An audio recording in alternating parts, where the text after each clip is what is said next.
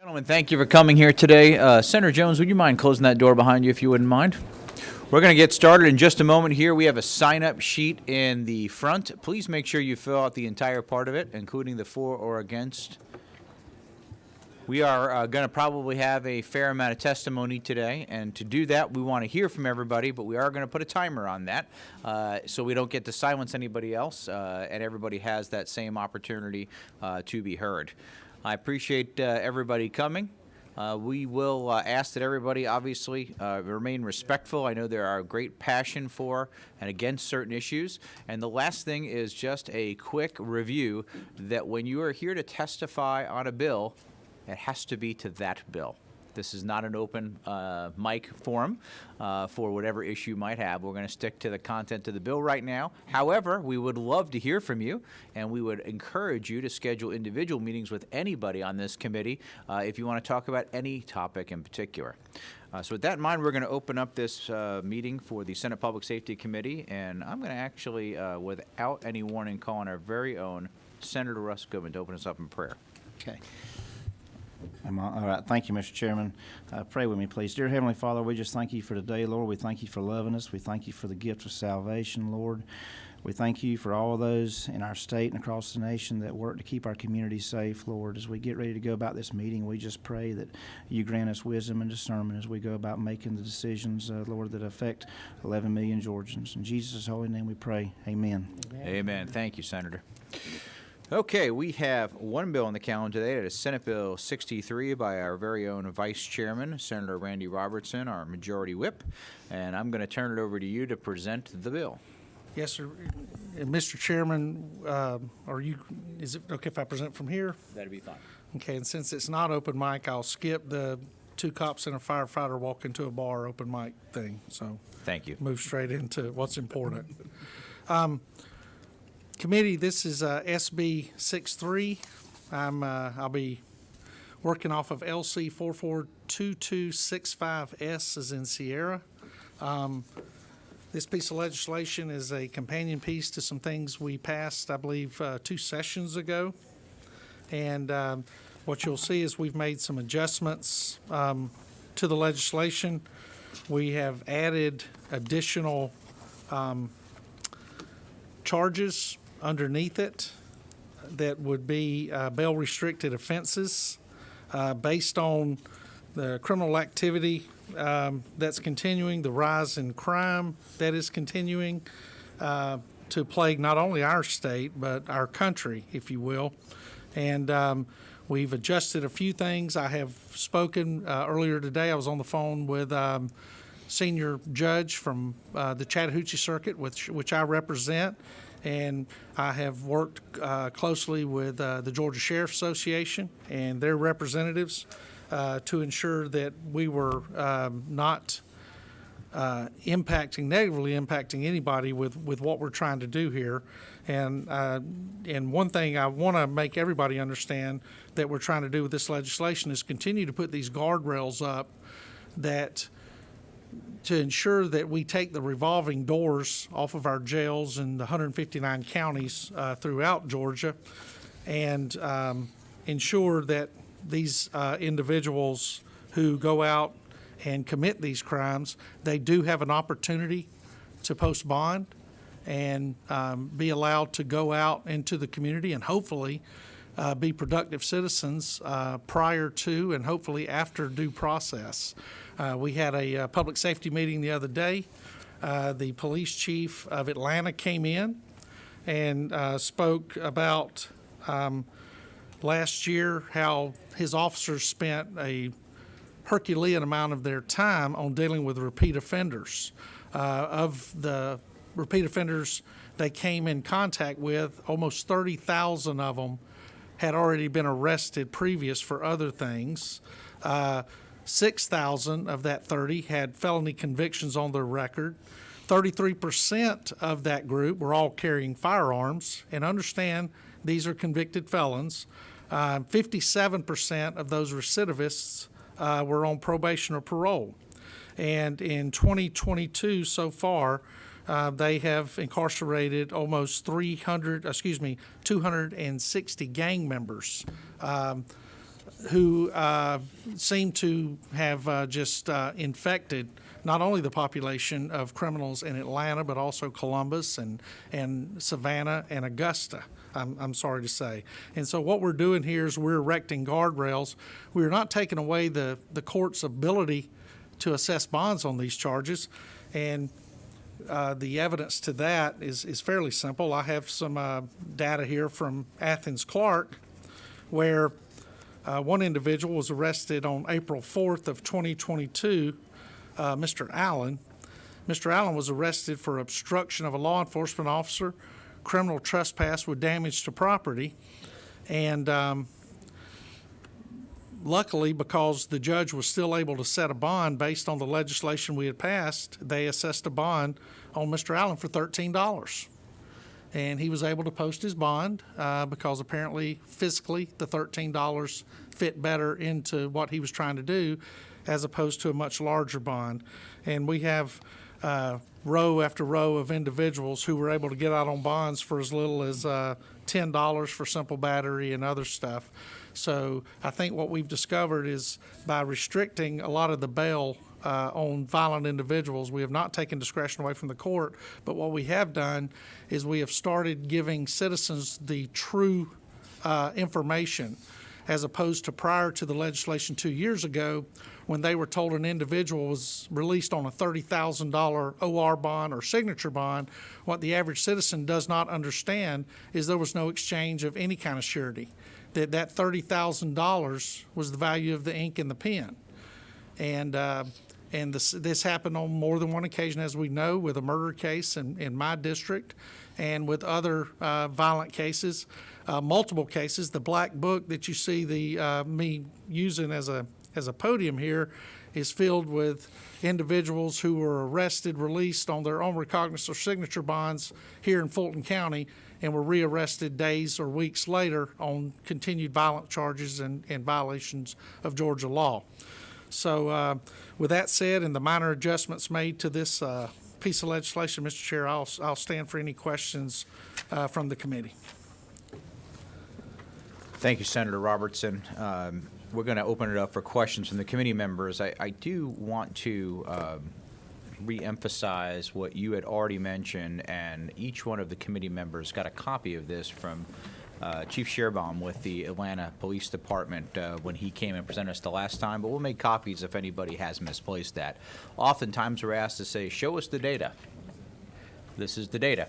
And it was given to us the last meeting, but we'll make copies of this again in case you lost it. Repeat offenders were 889. Their prior arrests were 28,966, of which 6,039 were felonies. A felon is not permitted to carry a firearm, yet 33% of those when arrested had such. On probation and parole were 57%, and 259 were through the gang statute arrests. Sean, will you go make copies for us committee members to pass this out? Yes. So that is the data from just our capital city alone. Okay, questions from the committee members? Question from Senator Jones. What number are you over there? 10. 10, okay. Thank you, Mr. Chair. I was looking at, on page 5, just curious about maybe some of the rationale of including a few of those offenses, page 5. And the 3 I'm looking at in particular would be line 96, reckless driving, which is somewhat of a subjective determination. And then you have obstruction of a law enforcement officer, which could, if that's also misdemeanor, could just be running. And then criminal trespass is one that could just be entering a person's land with no damage to property at all.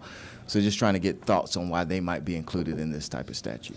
And thank you. And Senator, I think, and you correct me if I'm wrong, but I think the criminal trespass can also involve damage. Yes. Yes. I'm sorry. Yes. So that's part of it too. A lot of times the criminal trespass, the reckless driving, and the obstruction are always tied to other offenses. What we found in many of the domestic terrorism cases that we looked at, and many of the cases of the 2020 riots and destruction, not only here in our capital city, but around the country, where all had charges like this associated with them. And this would be one of those, like you were speaking of before, where they come before the judge, and based on the circumstances of the case, as every judge is required to do, the bond can be as low as the judge wants it to be.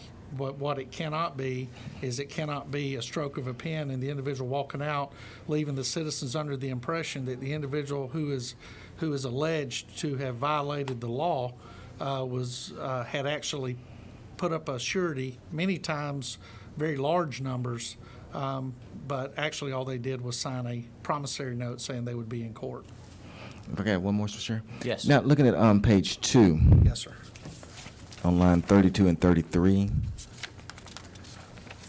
I think basically saying that this provision will not apply, this statute would not apply if a local law or state law did not provide a sentence of penal, did not provide for confinement.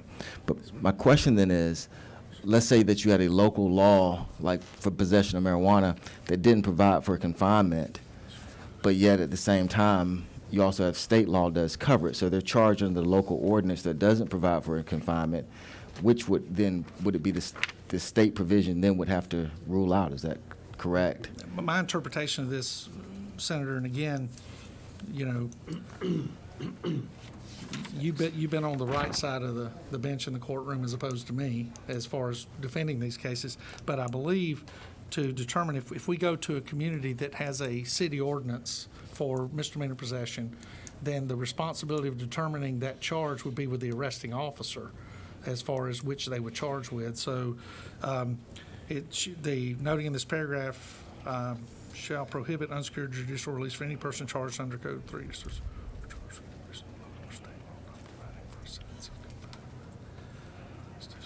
My understanding was that it's the violation of the state law that would require So it would only be the violation of state law. So they Correct. charge them in a local ordinance, they would not be. that's So my understanding. that's your Yes, sir, at this understanding, point. okay. Yeah, and I'll clarify that, and, yeah. Right, and Senator Jackson and I both just point out, but that's in contradiction to line 25. That's what I'm kind of asking about, because line 25 says it's inclusive of local laws. And the sentence break is where I'm Right, confused that's- at. it does So get that's what's messing confusing. me sick. Yeah, Right. see, except this provided It does. And I think we're checking with council now. Order established schedule. I'm asking legislative Right. council's opinion while we're talking here, so we'll Thank give you. her That's all I a have, minute or Mr. two to Chair. look at that, Absolutely. Thank you, and Senator. then I appreciate we'll that. call her up to mention that if that's okay. Senator Jackson, did you like to ask a question here? Yes, I'm number 9. Thank you, Mr. Chairman. So, Senator Robertson, I have some questions about the things that you decided to list as well as non-bailable offenses. But perhaps more importantly, can you help me walk me through a scenario if a person is arrested for a non-unsecured judicial release type offense, and if they have no money, so if it's an indigent person, under what circumstances, so let's use criminal trespass as an example. So a person's arrested for criminal trespass, they're indigent, they have no money, how do they get out of jail? If a person is arrested for criminal trespass and they have no money, I mean, I could come up with any hypothetical. I can, And no, and that's a hypothetical. The person has no money. Yes. They would go in front of the court, and the court has several options, all the way to dismissal of the charge. Being indigent and having no money does not excuse anyone for committing a crime in the state of Georgia or anyone else or anywhere else. So if an individual were in that case, I know in many communities there have been funds set up to help individuals get out of jail and something like that. But in front of the judge, when the judge would ask about the possibility of if they were employed, if they had assets, all this other kind of stuff, and I think if the individual honestly conveyed to the judge that they were basically destitute, then I think there are ways for the individual to make bond from outside of their own bank account, but the judge would make the determination what that bond amount would be. And to a person of that way, the criminal trespass may have been vagrancy in order to break into an abandoned house that belonged to someone else in order to stay. And in cases like that, most likely the charge could be dismissed.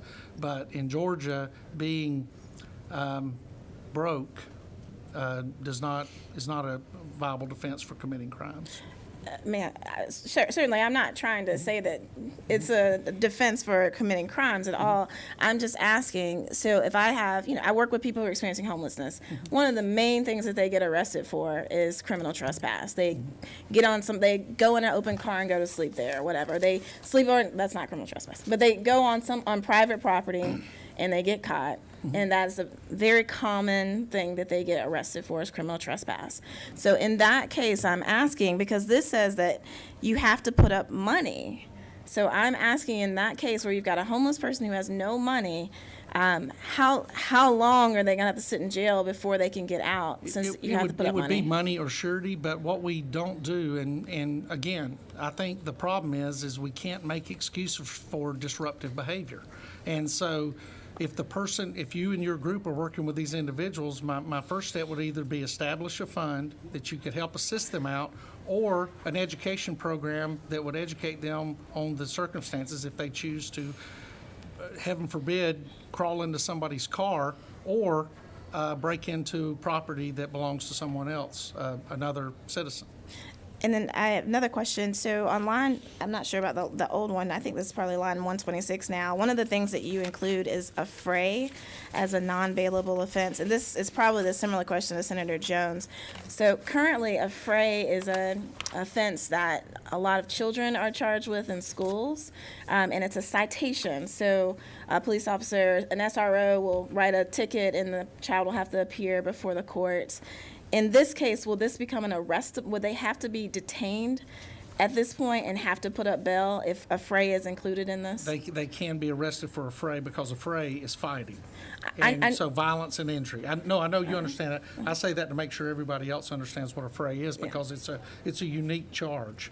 And of course, we know that in these situations here, it wouldn't automatically transfer over to the juvenile courts. We're talking about adults, and a fray, in many cases, is a serious charge. But so to answer my question though is if a 13-year-old is given a juvenile is right now a 13-year-old would be cited. They would be given a ticket for a fray in a school situation. I'm asking now, if this were to go in effect, would the SRO have to arrest that child and take them to jail, and would they have to be bailed out? No. And what in here makes that not the case? It would be the same thing. And when you said, does the SRA have to do that? Yeah. No, they would not have to do that. We're talking about juveniles. Yes. And so, no. So in that case, then how are they paying bail? Well, they're not paying bail. They're not posting bond. So it won't be enough bail. Well, I think the intent of this was primarily focused on 17 and older, and that's something that we can absolutely discuss. But I'd be happy to talk with you about that, and we can work on that. Okay, Yeah. thank you. Correct me if I'm wrong, and I'm going to look over to General Legislative Counsel. A juvenile being arrested, would they fall under this exact code, or would it be different? Yeah. Oh, we had her checking multiple things. Senator Jackson's question was, in 17.6-12, if this arrested a 15-year-old or a 16-year-old, would this necessarily apply, but because they are juveniles, that would be separate? I thought it would be different if they were juveniles. I'm pretty sure, but I want to make sure because you bring up a valid point. I think so. Okay. Oh, hang on a second. Well, What number and are it's a you? juvenile probation officer. Our former juvenile probation officer. If they're being a juvenile, that they would be detained at the youth detention center, and I've never seen a kid in my 30 years be bonded out of a juvenile youth detention center.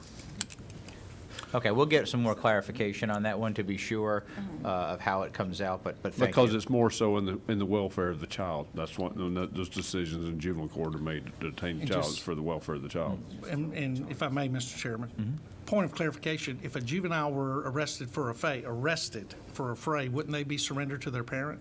Yes. Okay. Okay, I think that's actually the answer. Yeah. Okay, we'll get some more It's clarification now. Any other questions, Senator Jackson? Possible. Not for now. All right. Any other questions from the committee members? I've got a question from Senator Dugan. I'm going back to this poor penniless guy for criminal trespass. Can't the judge grant him bond for $1? Yes, sir. And then anybody in the room can pay that $1. Absolutely. During the riots in New York and during the riots in Atlanta, several social justice groups came in and set up robust 501c3s and other funds in order to get protesters, rioters, and others out of jail by posting bond. I was just, we always go to that one example, this poor criminal trespasser that was just trying to find a place to sleep. Right. So that's one half of it. But the other half of your equation here, if I've got a murderer that has been, the judge says, you've got $2 million worth of bail, but sign right here and I'll let you go. This is kind of doing away with that, Yes, correct? sir, it is.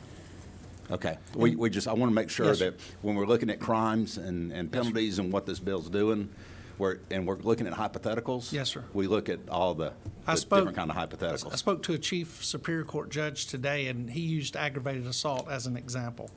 And as we walked through it, I said, Judge, you have two people charged with aggravated assault. One comes in, long criminal history, all the other things that go with it. And then you have another because he was a co-combatant in a situation, and he happened to pick up a stick to defend himself, but he's well-known in the community. He's a good person, no criminal history, all that. You can set his bond at $500 and the other guy with the criminal history at $50,000 based on criminal histories and all the other factors. And our court system is really good at evaluating the individual as they come in, which is why if you look in this legislation, it brings in accountability courts and other pretrial type programs that divert these individuals entirely from this. And in the situation that you brought up, the extreme situation that the senator was discussing, there are plenty of programs and that are well funded that would more than be willing to step up. I do have one other question, though, on line 115. Yes, sir. I just don't understand that. I've gone through 1610-1, and it's given me a litany of what that violation of oath by a public officer. Can you give me, as former public officer, can you give me what you're talking about right Yes, there? sir. If me as a law enforcement officer, if I break the law, What if you're an elected official? yes, sir.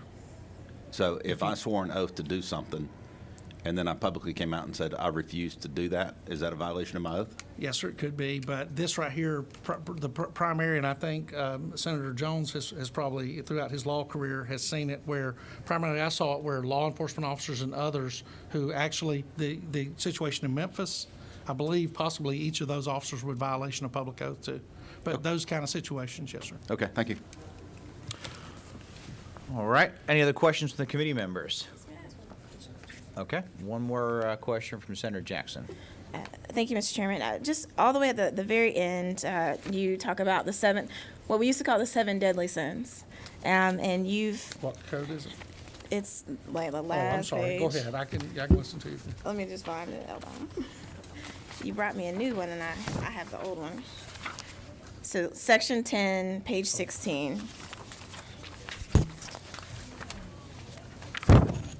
Very end. So historically, we've referred to the 7 deadly sins, things that were inherently violent, and I think what most people sitting in this room would say are really, really bad. And that was with a lot of thought and intentionality that those 7 were created. You've added domestic terrorism, which in Code Section 1611-220 is quite broad in its definition. A person can be charged with domestic terrorism for, literally breaking windows. And so I'm struggling with understanding how you are equating domestic terrorism with murder or armed robbery. Like, it just, help me understand how you got domestic terrorism added into our 7 deadly sins. To start with, at the beginning, when you talked about it, I want to point out nobody at this table, I don't believe is as old as I am. But I remember when one of the penalties was auto theft. Stealing a car was in some states you could get a life sentence for stealing somebody's car. So there is evolution in the criminal justice system. But I guess two quick examples of domestic terrorism where I think it falls well in here would be the actions of Eric Rudolph and Timothy McVeigh.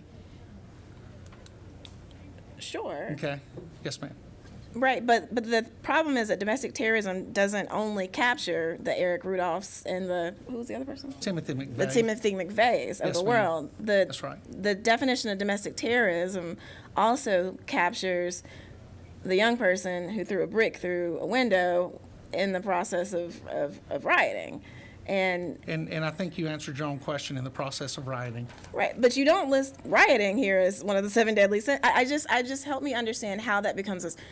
How do you equate this all the way to the level of a 7 deadly sins? I mean, I think that's where I'm really struggling. And what I want to point out is the 7 deadly sins. I think what you're looking at is The 7 these big aren't the sins. these aren't the 7 deadly sins. What these are class 1 violations recognized by the FBI. Sure. So that is not correct. Kidnapping was not even on there until the Lindbergh kidnapping many years ago, back when Colonel Dugan was in the Army. But Agent now. so those were added there. But domestic terrorism is absolutely part of it. And I think you made a good point when you said an individual. And I know you keep leaning back into the juvenile world, but when an individual throws a rock during rioting, those are the same riots that we had here a few weeks back where a police vehicle was burned. It was the same thing we had happen back here during 2020 when millions and millions of dollars of property was destroyed here in Atlanta and almost $1 billion around the country through all this. So I think domestic terrorism lands very comfortably within this list. All right, and I'm just going to mention that domestic terrorism, if you read through that statute, is different than someone just breaking a window. It is a very complex code made that people are intentionally causing terror, and there's a lot around that code. It was actually written by our very own Senator Bill Callister back in 2017, of which I was honored to help him with. All right, so we've got 8 people on the list to talk, and we're going to run out of time if you go over time. So I've asked our very own Senator Rick Williams, our committee secretary, to set the shot clock at 2 minutes. 2 minutes, so start preparing now.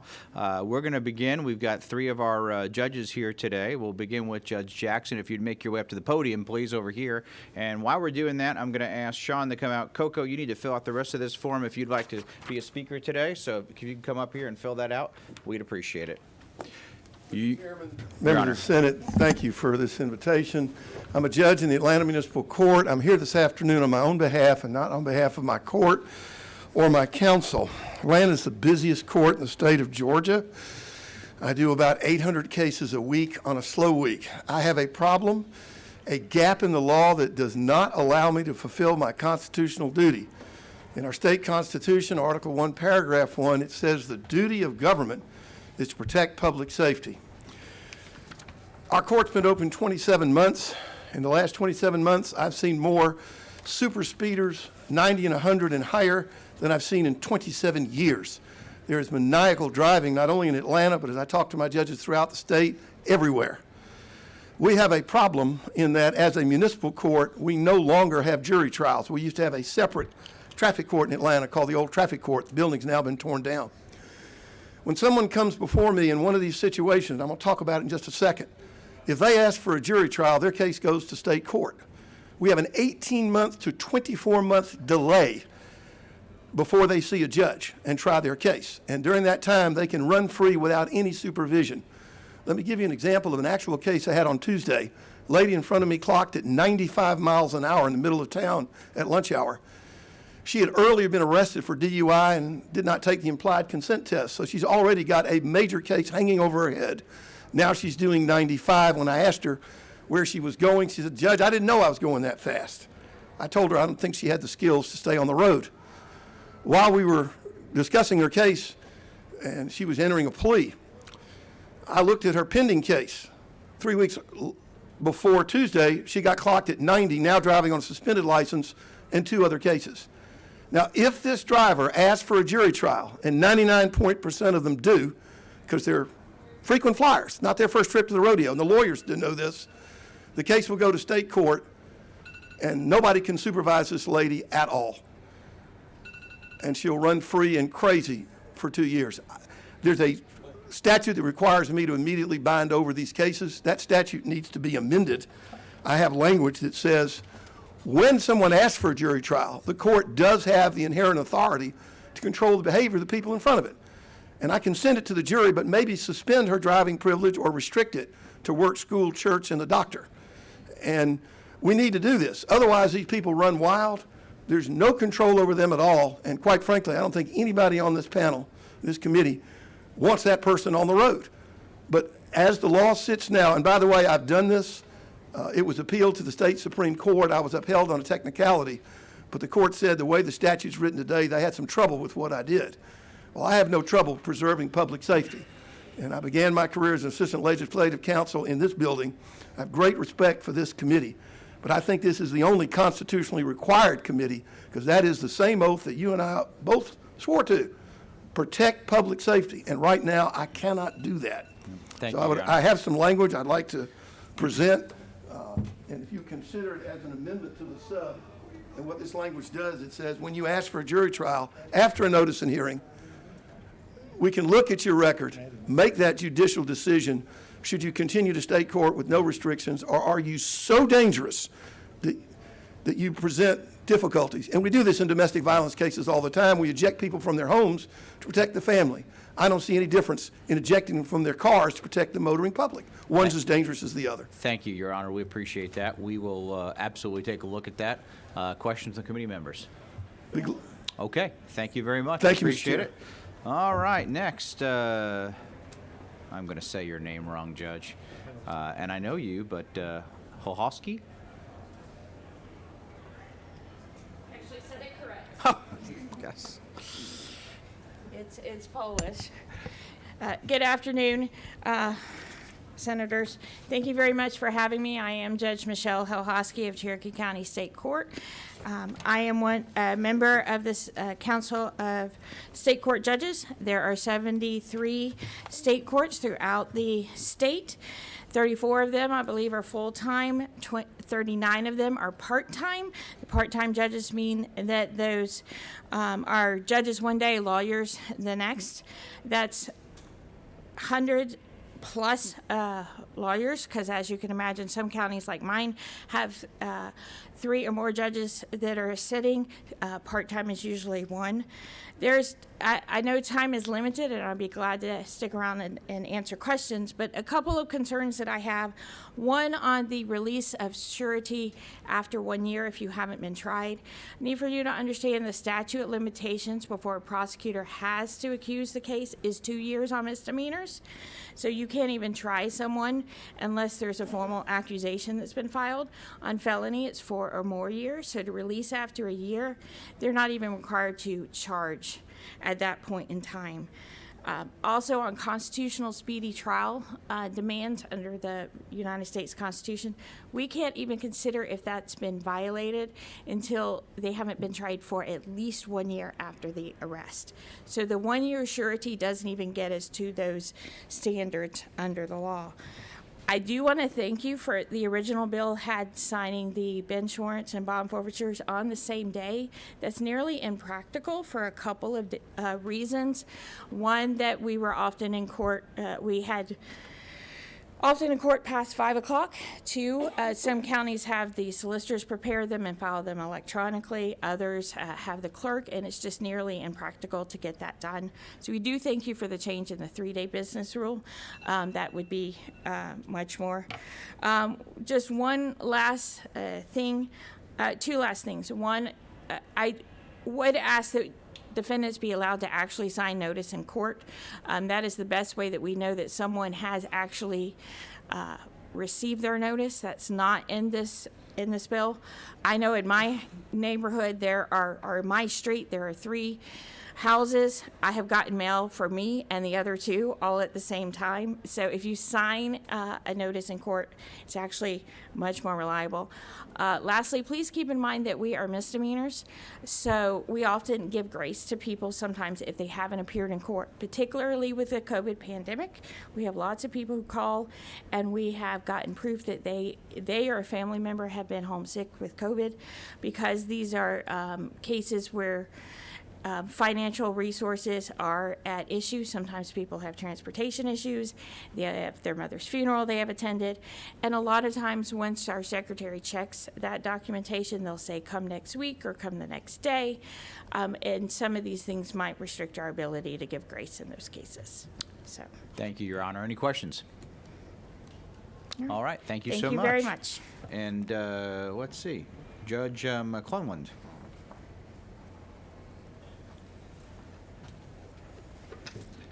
Good afternoon, Senators. Thank you for allowing us to speak to you. I'm also a state court judge in neighboring Forsyth County, just next door to Cherokee. And just to follow up, or I guess make a few other quick points and answer any questions that you may have.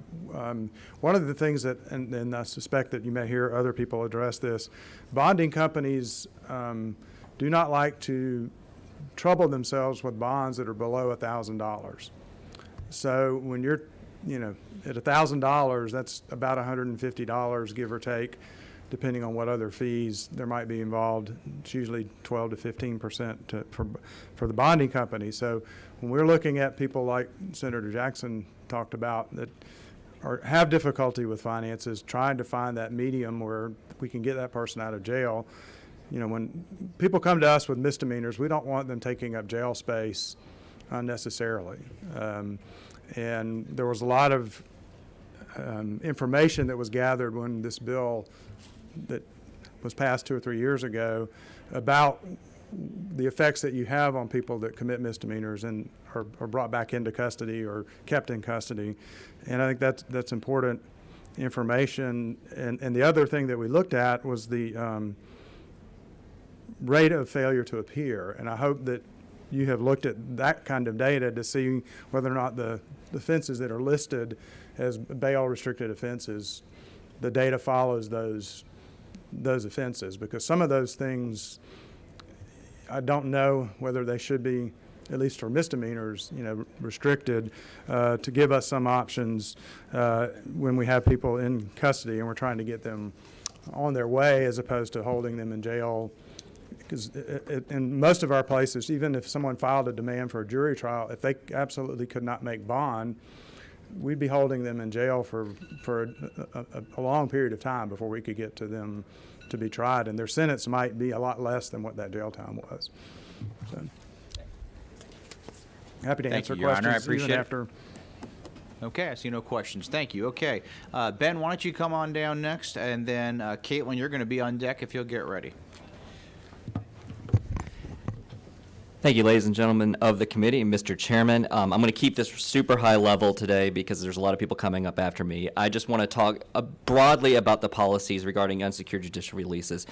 My name is Ben Line, and I'm policy counsel for the ACLU of Georgia, organization committed to fighting for the civil rights and liberties of all Georgians. I'm here to speak in opposition of SB 63 today.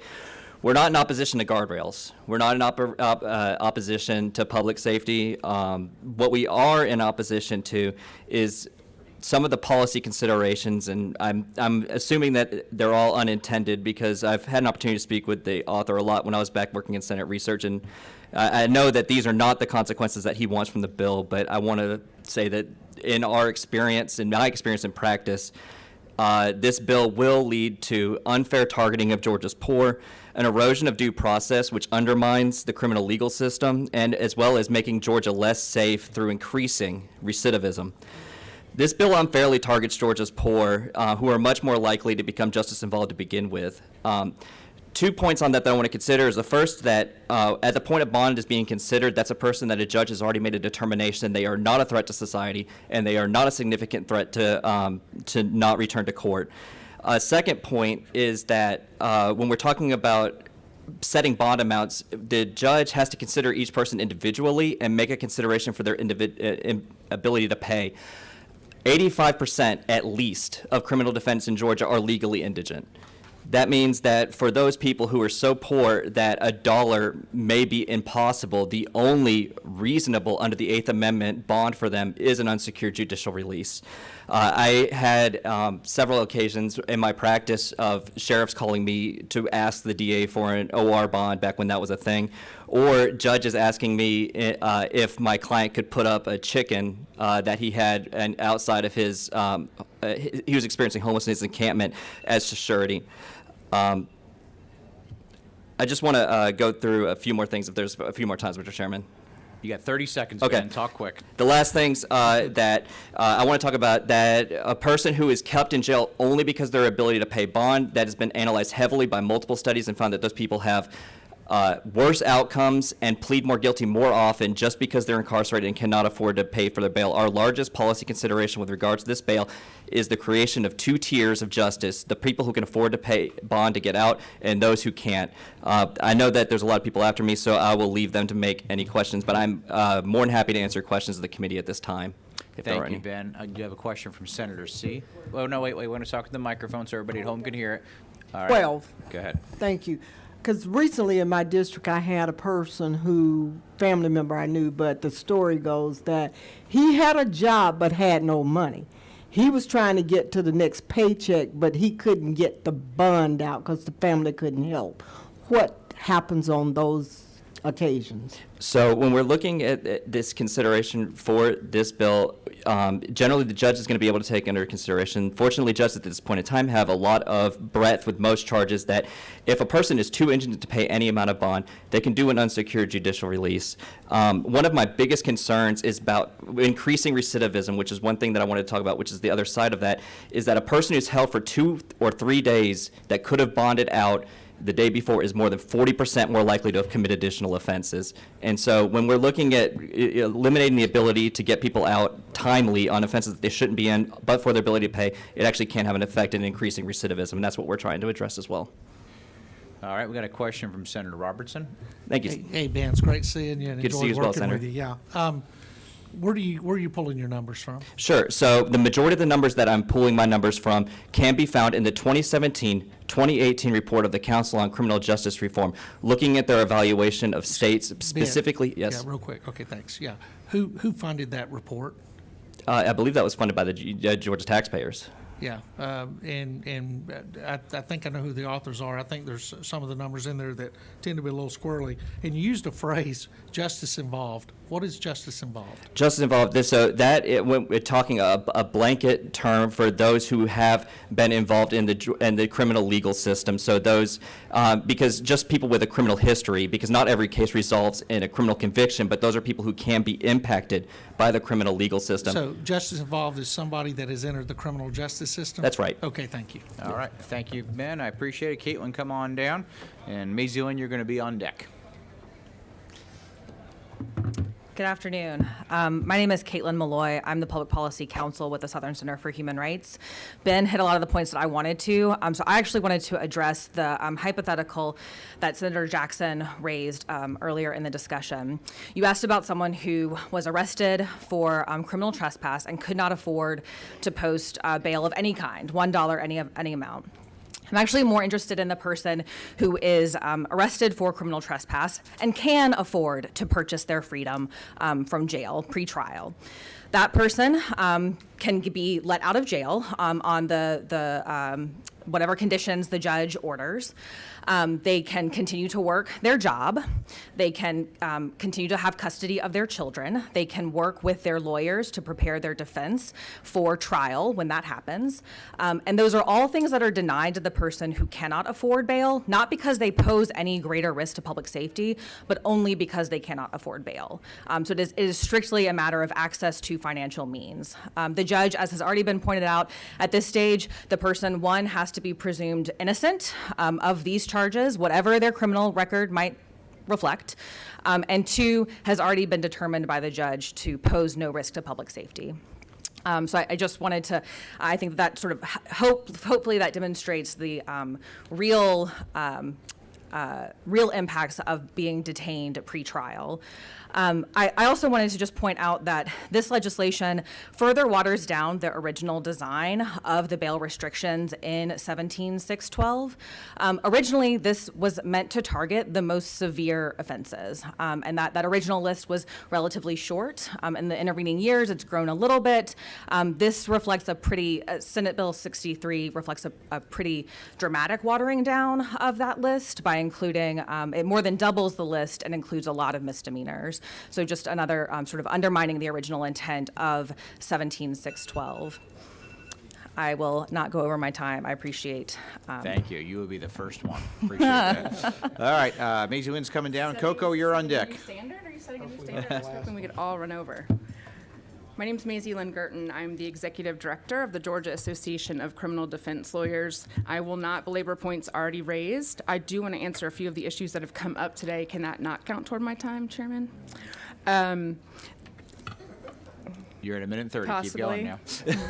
So in Section 1, I guess we have a sincere question about Section 1. When we look to lines 27, 28, 29, in this section it's talking about how there shall not be mandated unsecured judicial release on bail schedules.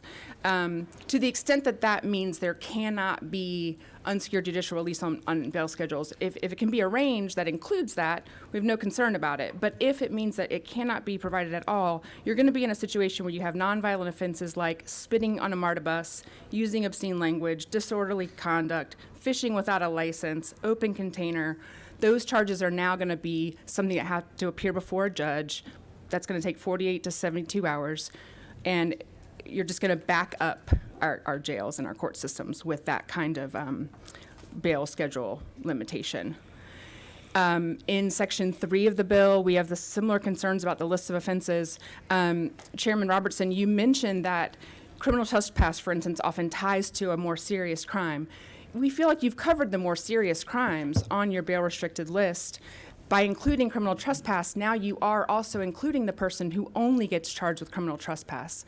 So I feel like you can take comfort in knowing that the person who has the multiple offenses tied to it, they're going to be covered by the legislation, the current law. You don't need to add criminal trespass to it. And in the conversation earlier with Senator Jackson, you all were discussing the idea that a judge could dismiss a charge at this stage.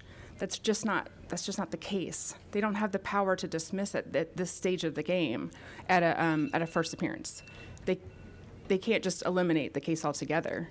And indigency at this point in time in a stage of a prosecution is not being raised as a defense to the charge.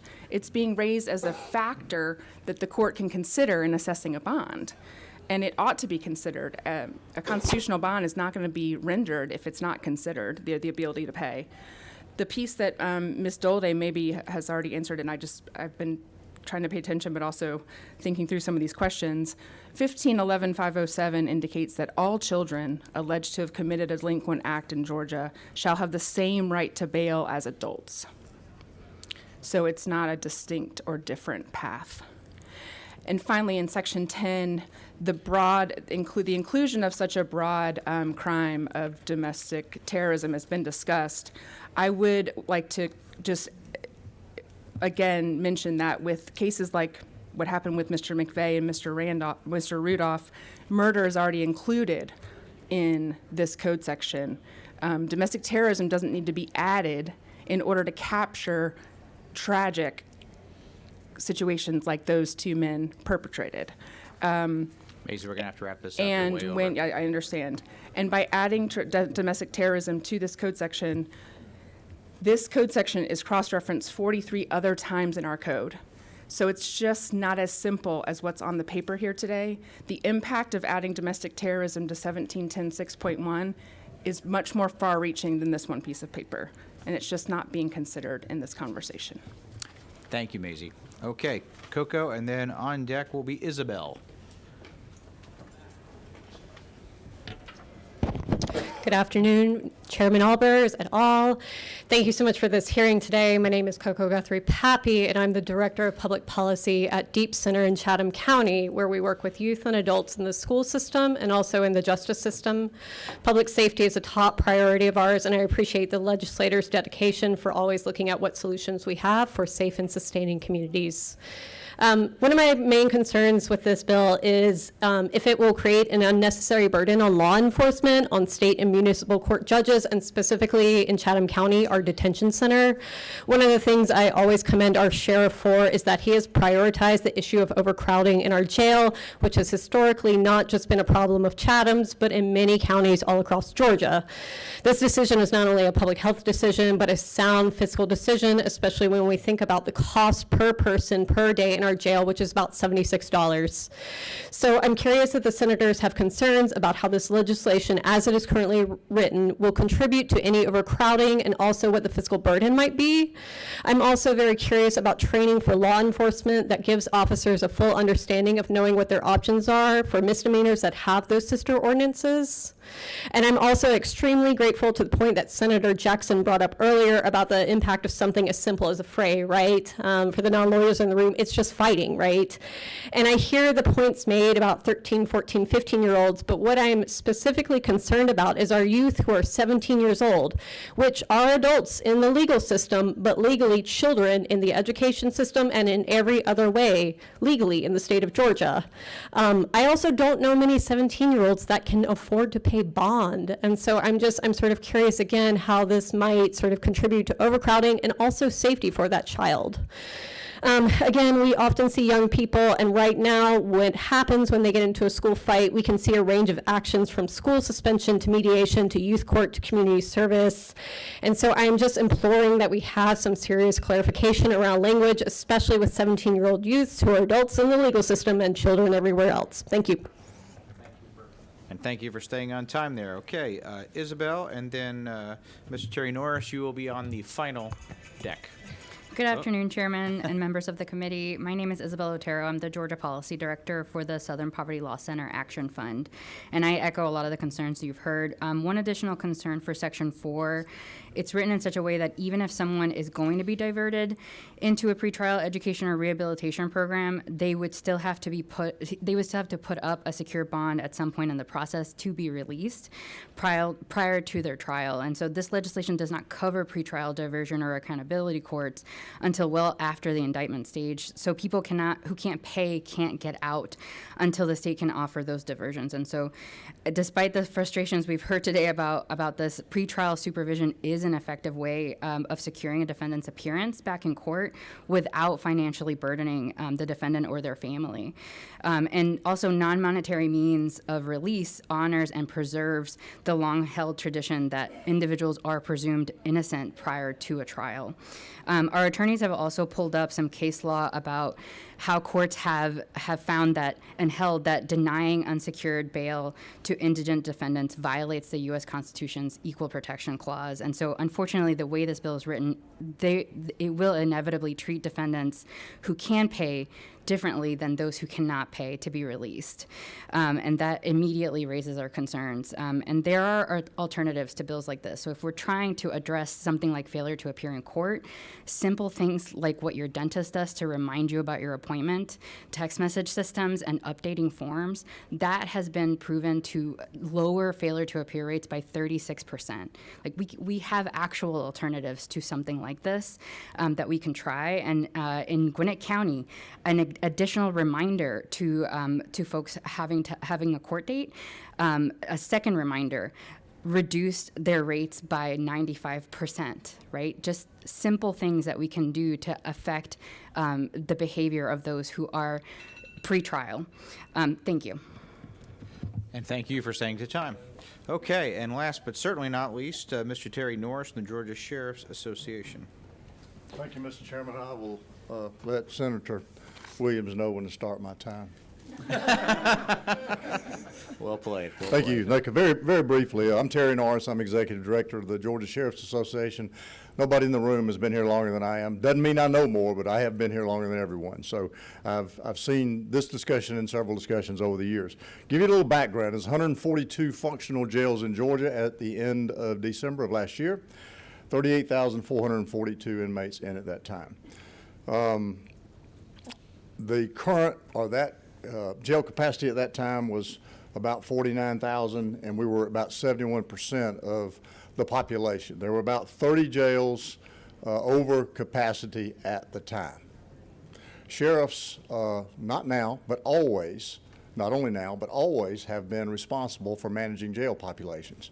We, at the Georgia Sheriff's Association, back 25 years ago, created model standards. One of the things we do in our model standards, and they are voluntary, but we have a lot of participation by sheriffs. One of the things we did, and we do, is to help sheriffs understand there is a way to get people out of jail. There is a way to help folks move along. Because I don't recall who said it earlier, it is a financial burden on our local taxpayers. And it is not the state that pays for county jails, although there is some per diem that goes back to state inmates housed in county jails. So the financial aspect is it. The human aspect is another aspect. As I said, sheriffs work to get people out of jail. We get them to look, jail staff, and Senator Robertson was the jail staff. So you know from your experience that no sheriff, your sheriff didn't, want to keep anybody in jail any longer than they had to because of the cost and because of the human aspects of it. So what I'm going to say today is there's about 30 sheriffs that I have not talked to about the impact or their perceived impact of this bill. So today I'm going to say we're neutral. But I will say this too, I suspect this committee will meet again on this matter, and I'd like to come back before and possibly bring a sheriff or two. My suspicion is, though, the association is going to support this bill. Thank you, Mr. Chairman. Thank you very much, Chair. I appreciate your time. With that in mind, we are going to, by the request of the bill's author, not take a vote today, as he wants to follow up with some folks who made some comments and some committee members, as well as get some clarifications from Legislative Counsel. I'm going to remind everybody that it is your prerogative to certainly do this, and I hope you would. If you've got a question or concern about a bill, please go to the bill's author and either have a meeting or send an email ahead of time. That would be the best way in order to convey your questions or your concerns. And we will look forward to seeing you in our next committee meeting, which will be this upcoming Wednesday next week. Thank you all for attending today, and this meeting is hereby adjourned.